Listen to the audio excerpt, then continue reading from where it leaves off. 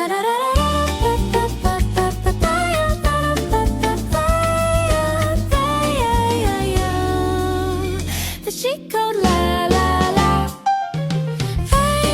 listening to the Chic Code Podcast with Wirda Alyssa and Sophia Arisa. All things chic, candid, and comedy.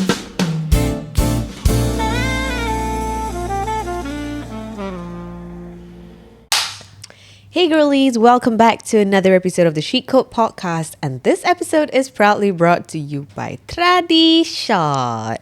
Mau badan seger luar dalam, kulit cantik dan bersinar? Ya, minum jamu Tradishot dong. Tinggal dikocok, diputer dan langsung diminum. Gampang kan? Ikuti mereka juga ya di Instagram dan TikTok mereka @tradi.shot or di www.tradishot.com or www.tradishot.com.my. Yes, correct. You guys can also check out TikTok Shop and Shopee for both Malaysia and Singapore. Yes, correct. And so these are the three products yang kita have been talking about in our previous episodes. Kita ada Tradishot, Detox, the OG, and then the gas relief, and now the brand new immunity boost, which is the apa aku nak cakap, the upgraded version of the detox lah. Allah. Yes. And memang sedap gila guys jamu dia. Kalau korang not even a fan of jamu, it just tastes like asam masin. Asam masin. I love asam masin. It's because of tamarind. There's tamarind in it. Yes, the green one. I'm talking about the green one. And then the purple one. Purple one is minty berry. Minty berry. Yes. So sedap. you know, previously before Tradishot gas relief exists, Yeah. aku love my Gaviscon Of because course. aku selalu kena macam the acid reflux tau, and macam tak sedap tau, macam lepas makan heaty food macam durian ke apa kan, like tak boleh burp kan. So aku selalu dulu Gaviscon, but I just hate the Gaviscon taste. Aku pun tak suka. It tastes like Colgate. Yes. Yes, correct. I hate it. But it works, you know. Yeah. So much like, oh, if only there's another substitute macam Gaviscon, but like lagi sedap. And then gas relief ada. Yes. And please guys, just try it. Sebab it's so palatable. The thing about Tradishot ni barang, it's so palatable. Dia tak adalah macam like straight up like kau kena tutup hidung minum that kind. No, it's really traditional jamu for modern women. Yes. So kalau letak dalam fridge, and then after that you take the shot. Oh my god, it's so good. Yes. Okay, so untuk cerita pada hari ini, we're gonna do crowd favourite cerita hantu. Ya Allah, dah jadi cerita hantu sasui pula. Hai dan Assalamualaikum, Wirda dan Sophia. First of all, I love listening to your podcast during work and driving. Lepas tu mengikik sorang-sorang. Yeah. I just want to share my story yang I rasa seram lah juga, tapi bukan pasal hantu. So I used to stay in a boarding school when I was in secondary school. We had to pray jemaah at surau for all the 5 times. During subuh, you guys faham lah betapa susahnya for us to wake up, take a shower and go to the surau kan. So for your info, in our dorm, we had an intercom for our teachers to make announcements, etc. On one fine morning, I was still sleeping. Suddenly, I heard some kind of sound. Bunyi orang kena siksa. Kena bedal dengan malaikat dalam kubur. Ui. Sakit. Oh my god. That voice was asking for help. Suara minta taubat, saying sakit and all. Basically suara orang merayu tak nak kena siksa. I thought, am I dead? Oh my god. As that bunyi kubur yang orang sebelah kena siksa. Am I next? After a while, I managed to wake up. Lega yang I belum mati. Alhamdulillah. But what was that sound? It was actually a sound that my wardens played through the intercom to make sure all of us woke up for subuh about. During breakfast, me and my friends talked about it. They also had the same thoughts as me, thinking if they were already dead and got scared. After that morning, they continuously played that sound every day. But after a while, all of us got used to it, and still continue sleeping. I cannot find the exact sound that we heard, but I found one from YouTube that is kind of similar. Maybe you guys can hear it as well. I'll attach the link here. So that's all From me, sorry if email is quite long and if story I ni boring. Wishing TCC team continued success, have a healthy and happy life. Semoga diberikan rezeki yang melimpah ruah. Please jangan stop this podcast. Selamat maju jaya and keep spreading women empowerment. Dengar.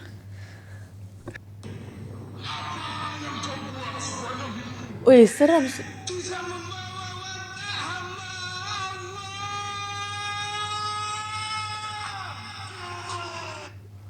Oi. Okay, sangat menginsafkan ya. Tu pasal semua pun bangun subuh.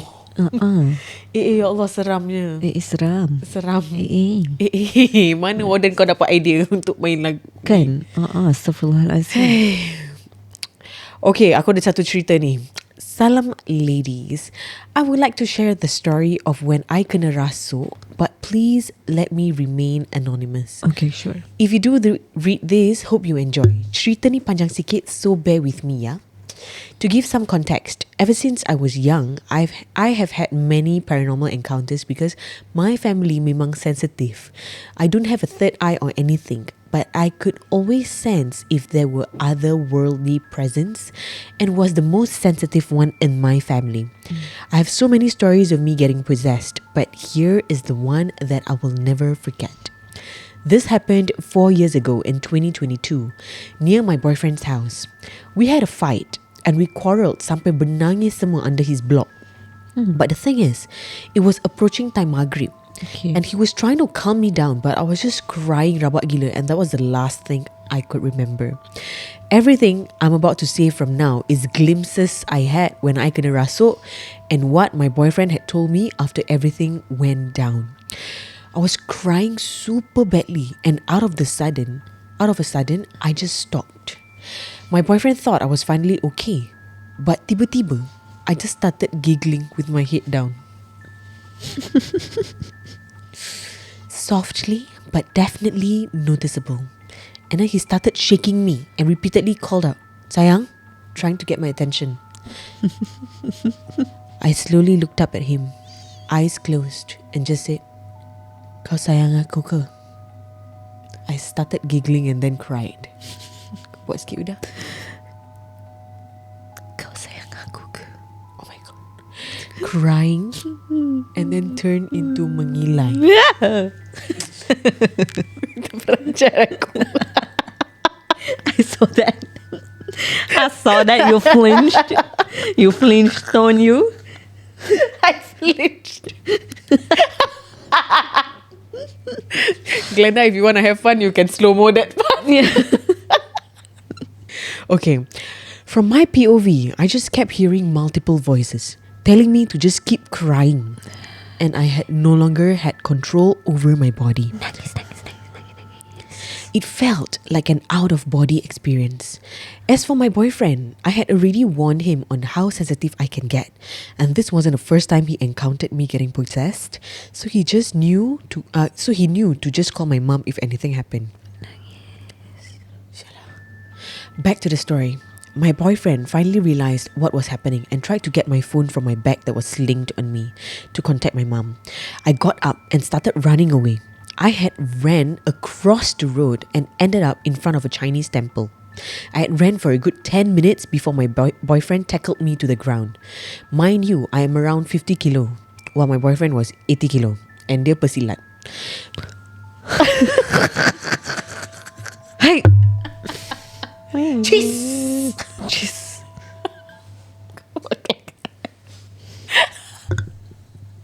Kuda-kuda. Kaki kuda-kuda. Kaki kena kuda-kuda. Okay. Before I got tackled, he called his dad to help him out and said where he was heading. This was because he didn't have my mom's number and still couldn't get my phone that was with me. Once I was on the ground, he took my phone out of my bag and called my mom. She said she would only arrive 15 minutes later. I continued crying and screaming and even asked for help from people passing by while he was holding me down. I said to them, "Help me please, he's hurting me, please help," and cried out to them. That's when people stopped by to help and asked what happened. And then I would just start laughing like crazy.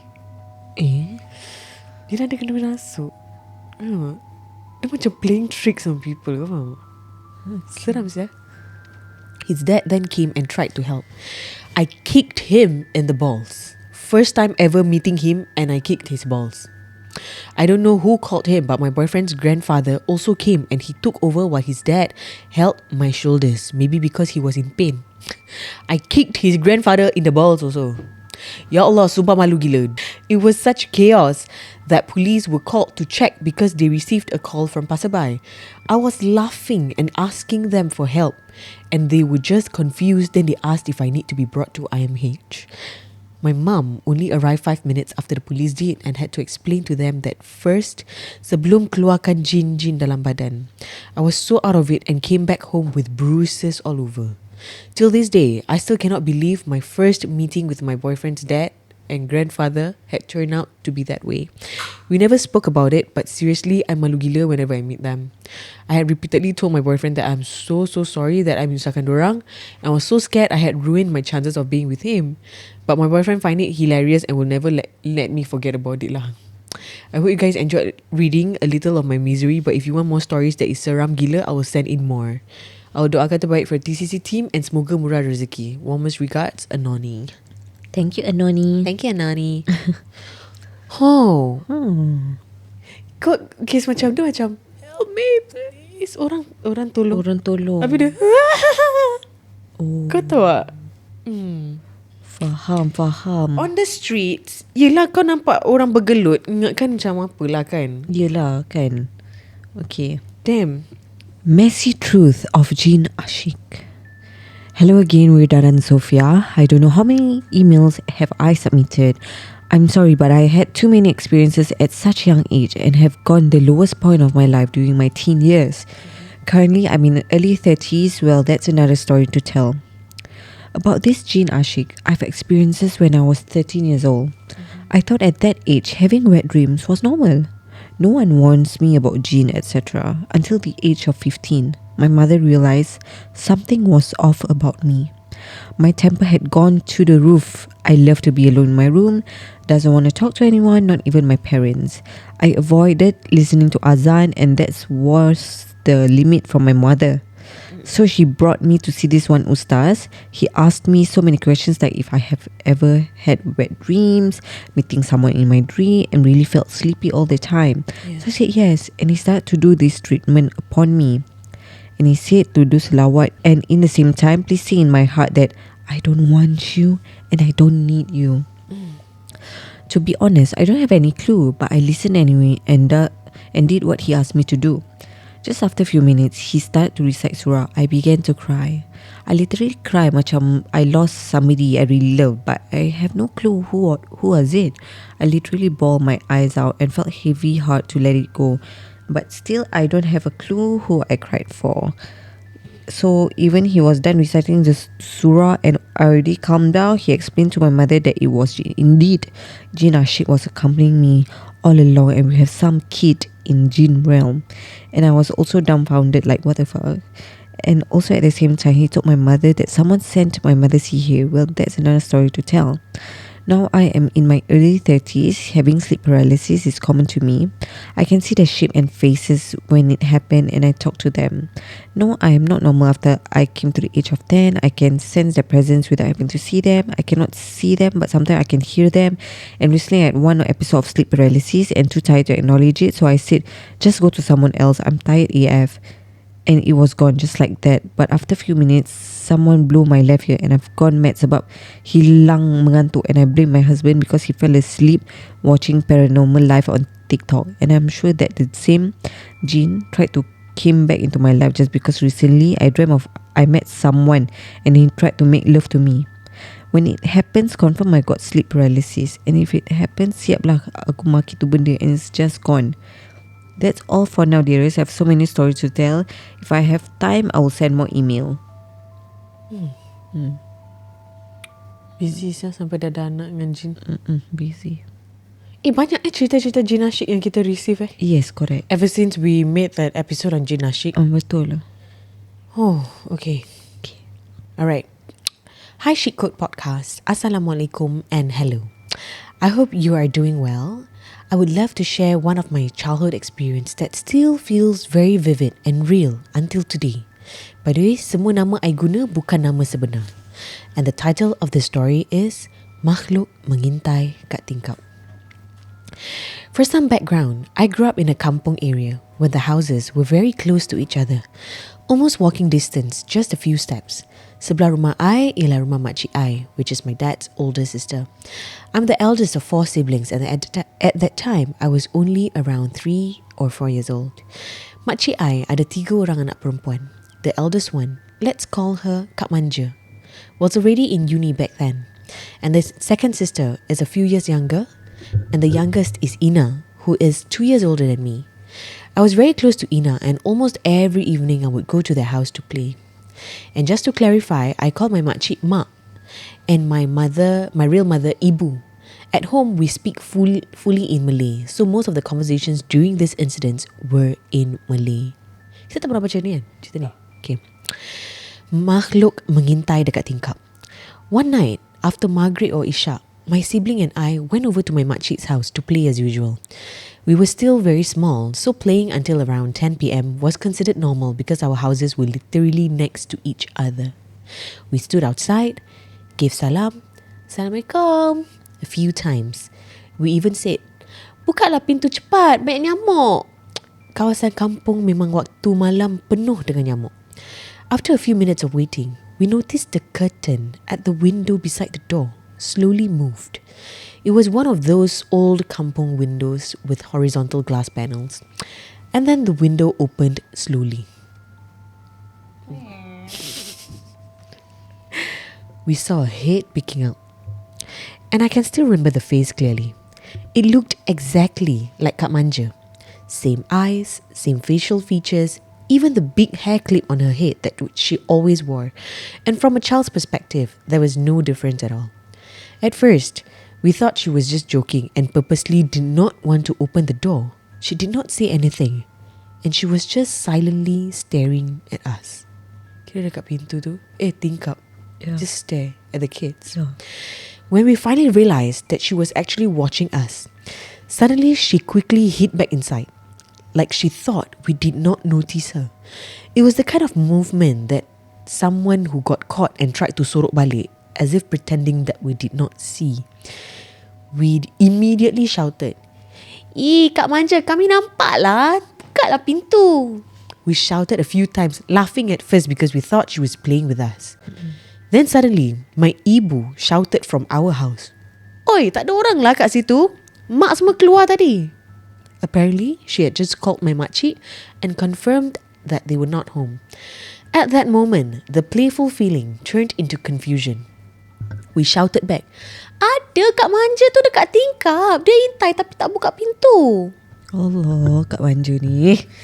Right after that, my ibu told us to come back home immediately. The tone of her voice changed and we could feel something was not right. Later on, we found out that there had been many strange incidents involving that house. People said there was something inside that could resemble the family members. Neighbours once asked my makcik's family, baru balik kampung ke? Semalam nampak ada orang dekat rumah. But at that time, the whole family was actually out of town. Sometimes the house would look bright at night as if someone was inside. Sometimes neighbours claimed they saw my makcik watering the plants in the morning, even though she was not at home. And there were also times people heard cheerful and loud noises, like a house full of people talking and laughing, when in reality, it was completely empty. Yep. It was like the house had its own version of the family. Damn.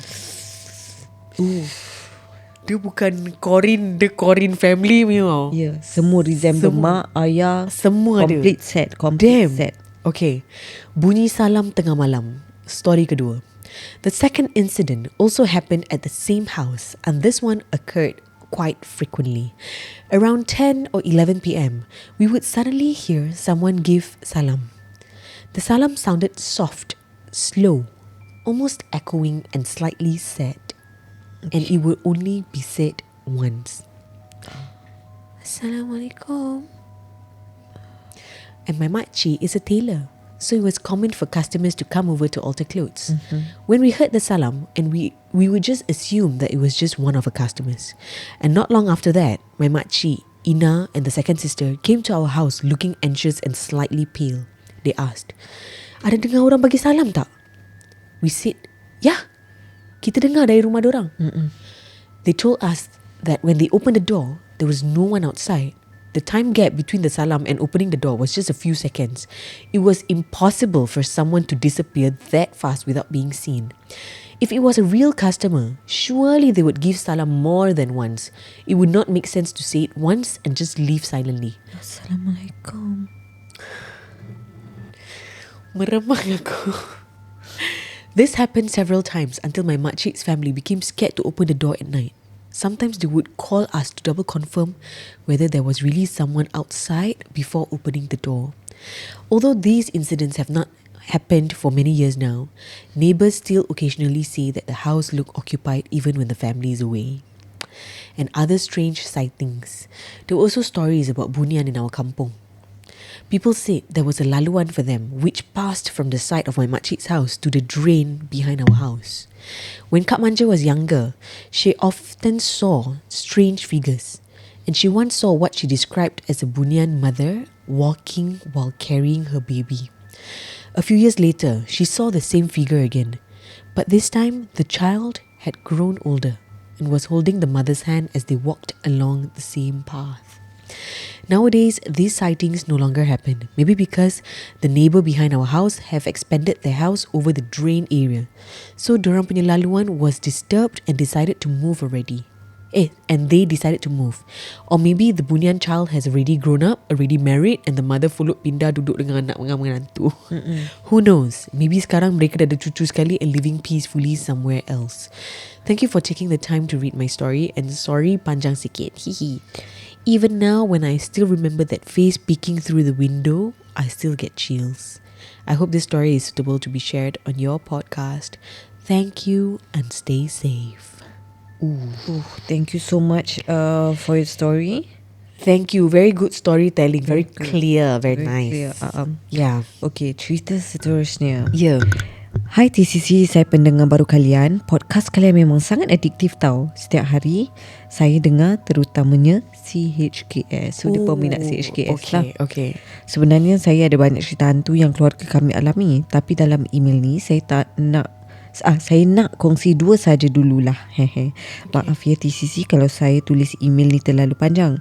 Harap-harap kalian enjoy dengar cerita saya. Okay. Cerita nombor 1, bayang ayah saya. Awal mula bayang-bayang ini muncul ketika ibu saya mula tinggal di rumah datuk saya. Okay. Tetapi ia hanya mengganggu ibu saya apabila ayah saya tiada di sekelilingnya. Saya tidak tahu apa yang dilakukan bayang-bayang itu kepada ibu saya kerana ibu saya tidak pernah menceritakan dengan lebih terperinci. Melayu dia. Okay. Ringkasnya, ibu bapa saya berpindah ke rumah baru yang baru mereka bina. Ibu saya menyangka bayang-bayang itu tidak akan mengganggu lagi kerana kami sudah berpindah jauh dari rumah datuk saya. Tetapi sangkaan itu salah. Bayang-bayang itu turut mengikuti keluarga kami ke rumah baru. Penampakan pertama yang saya ceritakan berlaku ketika bulan puasa Ramadan. Waktu itu saya berumur sekitar 10 tahun. Biasanya ada tadarus di masjid. Pada malam tu, saya dan keluarga kecuali ayah saya pulang lebih awal kerana mau berehat dan menonton TV di rumah. Sedang kami menonton TV, tiba-tiba ada yang mengetuk pintu depan rumah. Kami menyangka itu ayah saya yang pulang selepas tadarus di masjid. Saya dan abang terus berlari ke pintu kerana tidak mahu terlepas menonton TV. Kami pun membuka pintu. Ketika itu saya nampak sekilas sosok ayah saya dalam bentuk bayangan. Bayang itu benar-benar kelihatan seperti ayah saya. Tinggi, pakaian semuanya sama. Jadi saya fikir itu memang ayah saya. Mungkin cuma kesan pencahayaan sahaja yang membuatkan dia kelihatan seperti bayang-bayang. Namun lama kelamaan terasa janggal kerana ayah saya tidak lalu di ruang keluarga. Ruang keluarga itu satu-satunya laluan ke dalam rumah. Walaupun ada sedikit jarak dari pintu yang dipisahkan dengan almari, ibu saya tertanya, "Mas, sudah makan belum?" Tetapi tiada jawapan. Kami pun berfikir mungkin ayah kami kembali ke masjid kerana terlupa sesuatu. Jadi kami tutup semula pintu. Selang kira-kira 1 jam, ada yang mengetuk lagi. Kali ini benar-benar ayah saya yang sebenar. Kami terus bertanya, "Tadi ayah tertinggal apa-apa ke? Kenapa patah balik masjid?" Ayah saya menjawab, "Ha? Saya baru pulang dari masjid." Ketika itu, ibu bapa saya sedar ada sesuatu yang mengganggu. Mereka menyuruh kami tidur dan mengatakan mungkin kami cuma nampak sekilas saja. Penampakan kedua berlaku ketika bekalan elektrik terputus dari petang hingga ke petang esoknya. Pada hari itu, ayah saya sedang bertugas di luar kota dan kedua-dua abang saya berada di rumah saudara kerana di sana tidak terjejas oleh gangguan elektrik. Jadi, di rumah hanya tinggal ibu dan saya saja. Tak baik sih, kenapa tak panggil mak dengan you? The girls, you get what I mean? Yeah. Kerana ibu saya menakut. Dia meminta untuk tidur bersama. Bagi saya, malam itu terasa biasa saja kerana saya tidur dengan lena seperti orang mati.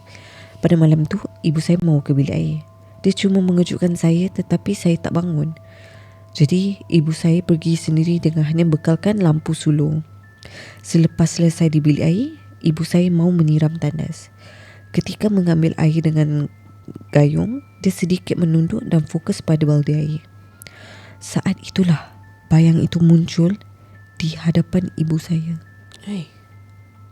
Ibu saya terkejut dan terdiam seketika. Bayang itu mengambil air dari baldi lalu menyimbahnya ke arah ibu saya. Oi, main air? Ibu saya terus berlari kembali ke tempat tidur dan menutup seluruh badan dengan selimut. Yelah dia berani pasal dia tahu tak ada elektrik. You can't see me. Freak. But I'm gonna play water. Songkran Festival.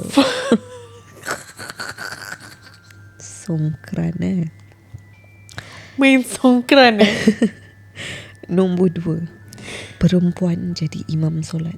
Oi. Kejadian ini berlaku dalam mimpi saya. Dalam mimpi tu ada orang baru datang ke kampung saya kerana mereka memang selalu berpindah randa. Dan macam babak pembukaan filem je. Lol. 2 orang itu, seorang lelaki dan seorang perempuan. Dalam mimpi tersebut, entah macam mana saya tahu yang mereka sebenarnya sudah meninggal dunia. Cuma memang tahu je. So ini mimpi lah, okay? For your info, ini mimpi sedar, lucid dream. Jadi saya boleh bergerak dengan bebas dan kawal tubuh saya sendiri. Oh, lucid dream. Waktu hendak solat berjemaah, saya sangat terkejut sebab yang maju ke tempat imam ialah perempuan. So it's dream lah kan. Cuma dia macam like, Yeah. Okay. dalam hati saya macam what the perempuan jadi imam. Macam tak betul je. Tapi peliknya, jemaah lain langsung tak terkejut. Jadi saya pun ikut je lah. Bila dia sampai di tempat imam, tiba-tiba dia berpaling ke arah saya dan terus mencekik saya. Oi. Wajahnya berubah jadi sangat menyeramkan, penuh dengan gigi tajam, mata merah besar dan jengkamannya sangat kuat.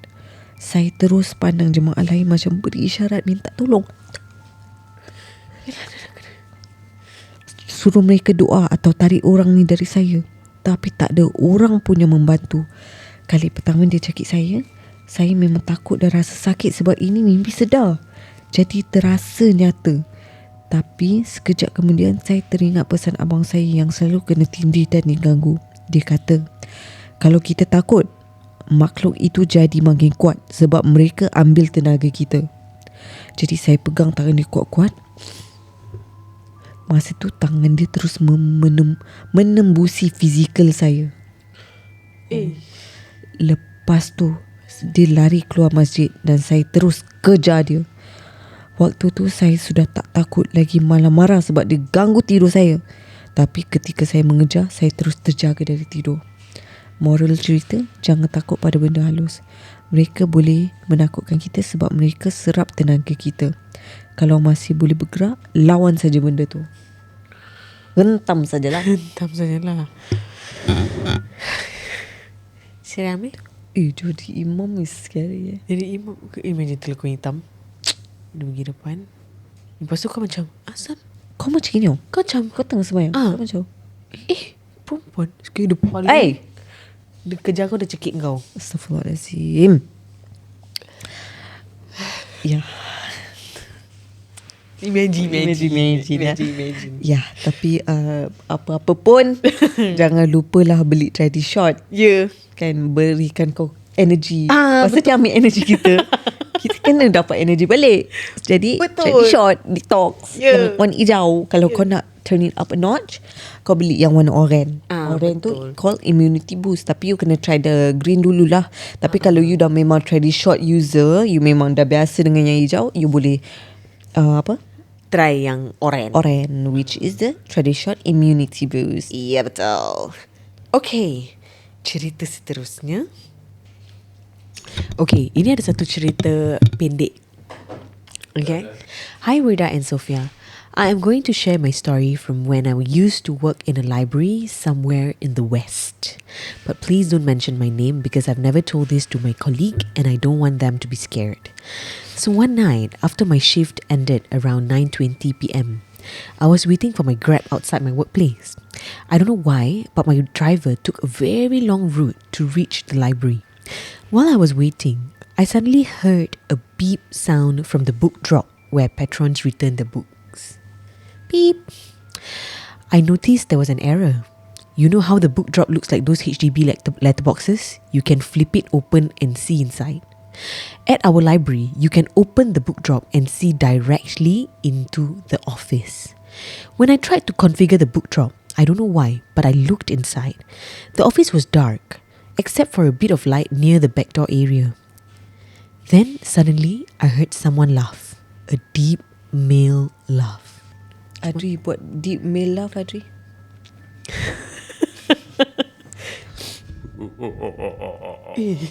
Oi, Halloween Horror Night ke? Asyik. Halloween Horror Night punya sah. Halloween Horror Night dia saya ni. Wow. Macam mana buat? Wah, boleh jadi voice over artist. Baik. Mak saya. Okay, I was shocked. And the sound felt like it was right beside me. But no one was around. Yeah. And then, for some reason, I looked back inside the book drop again. Because the flap was stuck halfway and I was trying to close it. And that's when I saw it. Inside the office, behind the printer, someone was watching me. This should be CHKS short films. Aku tak boleh. Kau imagine kau macam tengah stuck. And dia kat yang printer besar, pakai baju putih, Bunyi. rambut gerbang. Ya. Kan? Macam kau tahu office yang dah malam kan, Dah like malam. malap. Dia Ya. malap. So kau macam Maybe nampak macam exit light je. Kau tahu kalau hijau lepas tu like the next scene, like mata dia macam just, kat belakang printer dia tengah gini. kan? Betul je. Kita on ada lampu kan. So nampak macam feature-feature dia. Yelah. Robert. Ini potential Robert. Okay. It didn't make sense because the printer is placed against the wall and no one can fit behind it. But I saw a woman's head poking out from behind the printer, staring at me and smiling for a few seconds. Then she slowly went back behind the printer. Hantu printer lah. Dah macam banner sponsor. Mr. Yasin turun balik. I panicked, but luckily my Grab arrived. When I got in, the driver said, "Assalamualaikum," in a loud voice. I quickly replied, Sorry, waalaikumsalam cik. He said, "It's okay. Saya kasih salam 3 kali awak tak jawab." I was still thinking about what I saw. Maybe that's why I tak dengar dia. Then he continued, Mata awak tak ikut ke? Dia peluk macam tak nak lepaskan. I was shocked. I just replied, tak. Like, who hugged me? Who did I see inside the office? I had so many questions. But honestly, I felt slightly relieved when the driver said my boyfriend didn't follow me. At least whatever I saw didn't follow me home.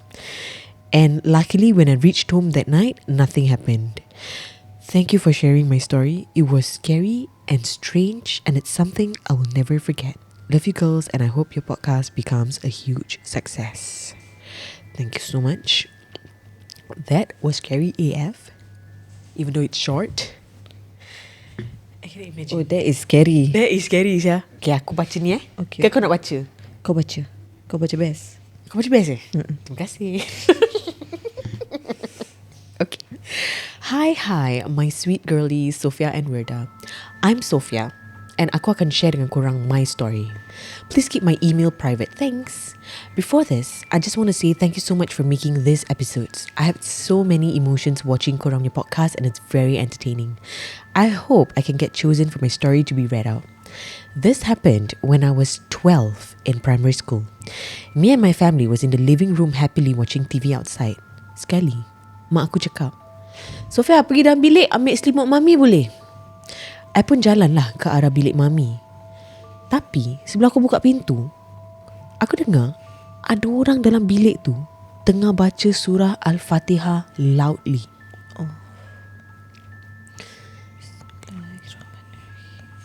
Yeah, but kuat, okay? But I had forgotten that all my family members were all in the living room. So I just opened the door. And as I opened the door, aku nampak ada orang tengah solat semasa lampu ditutup. Like seriously, with the sajadah and the hands all properly placed.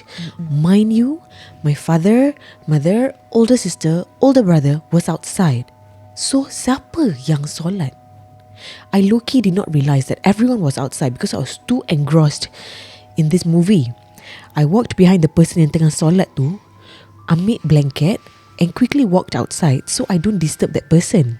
I also tak turn on the lights because I didn't want to turn it on without the person's permission. So I went to the living room, gave the blanket to my mother. And then I baru realise dalam hati, I bisik, 1, 2, 3, 4. Counting family members. So siapa yang kat dalam bilik tu? It was around Maghrib as well. I didn't mention it to anyone after the next day, but that night I really couldn't sleep. Who was in that room praying? It was an unforgettable moment. Dia solat dalam gelap, baca Al-Fatihah kuat-kuat.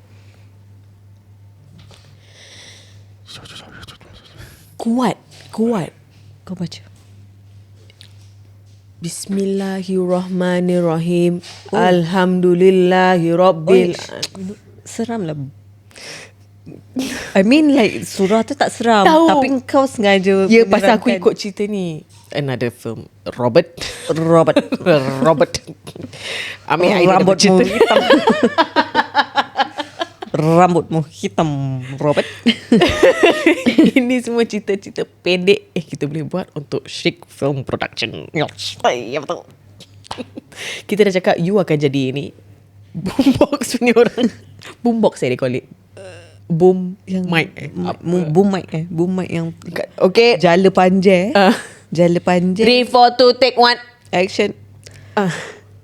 Oh. Kenapa kau masak campur belacan? Aku pancung leh kau. Sampai hati ke kanda nak pancung dinda. Sama saja. Cut. Apa tu yang diorang mencela tu yang pasal pasal belacan pun. It's classic. It's like the humor timeless. Simple. Timeless. Kan? Simple tapi it's really macam the Three Stooges. Like the three macam Yes. nak jadi pelakon. Then diorang don't know like Yeah, that's diorang how- acting. Yeah. Tapi kelakar lah. Kelakar Suddenly punya. macam diorang mencela. Apa kau nak marah pasal belacan pun kau nak marah. Buatlah. Buatlah cerita pasal ayam ke, itik ke. Kelakar. Okay. Thank you so much, guys, for tuning into this episode. And this episode is brought to you by Tradishot. And stay tuned till the end of this video sebab kita ada sembang-sembang dengan Malak on the Tradishot products. And we heard that the products can be consumed by men. I don't know. Let's ask Malak after this. Yes, correct. So thank you so much, and we see y'all in the next episode. Bye-bye. Hey girlies, we're back with the product talk with a Tradishot once again, and we have Malak here today with us. And hari ni kita nak sembang-sembang pasal a Tradishot, of course. And aku nak tanya lah, Tradishot ni, is it only for women to consume ke men pun boleh consume? Okay, so Tradishot is really for everyone. Ah. Yes, because dia walaupun dekat dalam tu ada akar serapat kan. Usually akar serapat is for the ladies. Okay. But it's actually, it helps with recovery of your muscles, your energy levels and all that. Oh. And it's a very small percentage also. Yeah. But it's really good if, like, let's say active men, especially if they do workouts, gym bros pun boleh. Gym bros, shout out. Kita ramai gym Oh, bros yang yes. menonton kita, Yeah. mendengar kita. Yes. So please. Yes, get ada yang macam ambil for pre-workout. Oh. Yes, For dorang energy macam boost energy lah. boost. Yes. Oh, Correct. gym Ni bros. natural gym bros. Yeah. Betul lah. Betul. Correct. Betul. Yeah. And then also ada juga yang cakap macam kalau what if budak-budak. Okay, walaupun it's natural and sebenarnya okay je, right? But we always say kalau budak-budak, try at least let them go through puberty first. Okay. So their hormone is somewhere there already. So you can track better. So usually we advise macam 16 years and above dah boleh. Untuk consume Tradishot lah. Yeah, because ada juga like orang datang macam anak dia tengah ada acne, apa tu? Macam teenagers kan ada acne, ada acne. Cakap, she's been taking, then I'm like asking, how old is she? 15. Yeah, she's been taking it, clear up. Oh, Masya Allah. I mean, like, you know, it's just a guide lah, kan? Because we want to be safe after all, right? Yes. But if you really want to try, just ask your doctors. If let's say you go to a skin doctor, you just ask. Because I've got a customer, this lady, Nat, she, if you see my IG, I will pin it lah. Dia dulu dia pergi National Skin Center. I think I saw. Yeah. So dia punya is kat sini the chin semua ada keluar besar-besar. And then after she consumed for 3 months. So this kind of thing takes time. Correct. And it cleared up. It cleared up. Yeah, it cleared up. I mean, your marks are still there. That one you can go like pico laser or what lah kan, like on the surface. But actually the inside tu yang you bersihkan. Yeah. Betul. So a lot of people take this for skin improvement lah. Yeah, Like because me. turmeric. Yes, turmeric really good for your skin. Yeah, betul. Yeah, really good. It's anti-inflammatory. I really agree on the skin part lah. Aku rasa dia, what it does, dia macam regulate kau punya hormones from within. And then macam yang all this hormonal acne tu kadang macam you cannot tell, you know, whether is it because of bacteria, is it because of hormones. Macam kau punya acne tu macam suddenly just pop out of nowhere all over your face. Tapi kadang kau boleh try dulu, right? And see whether, you know, it helps you with like the cleansing your apa ni, macam your inner punya health lah. Because this happened to me myself. So growing up, my mom memang love jamu and all that. And biasalah bila growing up kan macam, oh no, I want to be cool, I don't want to be taking all this shit, right? So I did not like listen to my mom, okay? And then actually I started taking jamu religiously time COVID tau. Tu yang time kita semua buat shots kat rumah. And then pun then after that I started like taking orders after that. Ni semua actually start from home. Yes. Yeah, so bila COVID tu kita betul-betul drink jamu. And then the first thing I see, actually my skin is quite bad last time because I cannot wear tudung tutup gini tau. Because I'm very allergic to apa tu nama dia? Fabric. So then after that, like my skin, maybe if I have a photo so I can send you guys. Please video. do. Kita boleh overlay. So rabak. And then it takes like these few years macam aku tengok the improvement is really there. And then Syarif pun like dia punya atas banyak dulu terkeluar-keluar macam acne juga. I don't know whether it's like stressful period, you know, like those like baru-baru nak start business, baru-baru ada anak, you know, everything. Like sometimes your acne is from the inside. Correct. Right? It's like the hormonal kind. So it really helps us. And it takes time, but you have to be patient. Of course. But you know it's for your own good. Yes. Yeah. Cuma one thing when it comes to macam tadi kau cakap men pun boleh Yes. try. The first time husband aku ambil, dia asyik congkong aku punya je. Pergi beli sendiri tolong. Pakai kod tu lah, share. Ya, pakai Jamu kod je. jamu je dapat 10% off. Betul. Go and buy your own pack. Nanti aku dah beli, aku dah macam set. Okay, ni This is aku for punya monthly supply. Nanti macam MAS satu. Oh, naik sedap. Naik sedap. Yeah. So kalau nak beli kan korang, jangan just beli one kotak, because one kotak only 7 sachets tau. Yes, which correct. will last you only a week. Yes. So if you want to try and jump on this Tradishotnya bandwagon kan, try to get at least 4 kotak, so it's like a month punya supply. Yeah. Then you can see the difference. Then you akan fall in love, and then you can Then you can continue. subscribe also. We have ada subscription. So kau subscription tak as payah well. macam set like an alarm. Nak order. Dah buka. Tu lupa nak order. You have that I think subscription. that one is so smart. Nanti dah kacau dia punya Yes. flow. Correct. Betul. And subscription pun kita ada a few discounts here and there, so you can Yes. save more. Yes. And with a peace of mind yang benda tu ding dong every month. send kat Macam it's automated lah Yes. kan. So kau tak nak pening kepala. I think that is so smart, smart. to have a subscription ni. And then also dekat Shopee, kalau orang nak beli pun korang ada jual in bundle juga kan. Yes, Right. correct. Just Sometimes get the bundle. ada discount and all that. Yes. And if you are also a Shopee affiliate, you can share and also earn side income. Yelah. Of course we will put our link also. We will post about we will it lah, all- we Malah. will- Thank you lah. Of course. Dapat commissionnya. So you Yeah. suka, you share, you pun dapat commission Yes. lah in that sense. Also for our Malaysian listeners pun boleh jadi Shopee affiliate juga. Boleh. Diorang pun kuat juga. Shopee affiliate. Yes. Yeah. TikTok affiliate pun boleh. TikTok affiliate. Spread the word about Tradishot lah guys, because this thing is really tested and proven. Yes. We use it, we believe in it, and and we are so glad that benda ni ada in the market untuk senangkan hidup kita Yes. for modern women. Yes, correct. Yeah. So tak nak just cantik kat luar lah, kita nak cantik Cantik dalam. Luar dalam. luar dalam lah. Yeah, so terima kasih lah Malak. Thank you so much, Thank you guys. so much, and we'll see y'all in the next episode. Bye-bye.